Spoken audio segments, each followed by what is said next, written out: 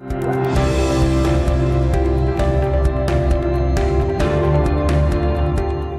began my college career, I began majoring in political science because I wanted to spend my life fighting for what I believed in, human rights for all and equity for all.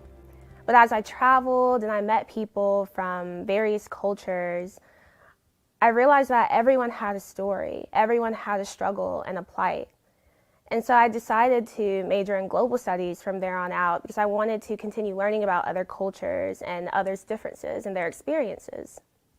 And I realized that in the education system, there is a narrative that is inadequate, it is inaccurate, and it is unrepresentative of the minority. And ultimately, this feeds a superiority complex. It feeds hate, racism, and division, and ultimately imbalance. And this is why I wrote my children's literature series, The Tales of Camellia B. Because if we can highlight the minority and we can highlight others' contributions all over the world, it gives us an equal playing field. It influences unity and racial solidarity for the future. As a Black woman, I experience racism every day, whether it's blatant or systemic. But throughout my life, I have had various personal experiences of racial encounters.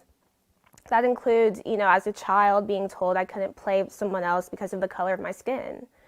Or my peers kind of not seeing me as a Black woman, but treating me as an exception to whatever their stereotypical definition of Blackness was. And this is a plight that I see in all children and all people today, whether it's due to your skin color, your racial background, your disability, your sexuality, or even your socioeconomic status.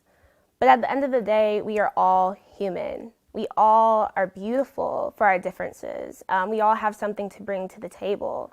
And it is not our differences that divide us, but it is our differences that bring us together. That's what America is. We are a melting pot of different cultures and backgrounds and experiences, and all of that is beautiful and all of that should be valued. What gives me hope for the future is knowing that there are relentless trailblazers among us, and I'm so happy to be among them. This past summer, we saw people from various diverse backgrounds come together and fight for one cause, racial justice.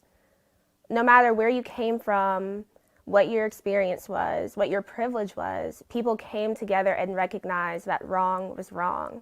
And they decided to fight on the side of good, fight on the side of justice and righteousness. And I think that if we can come together in numbers and we can fight on the side of good together, that anything is possible. Change will always be possible.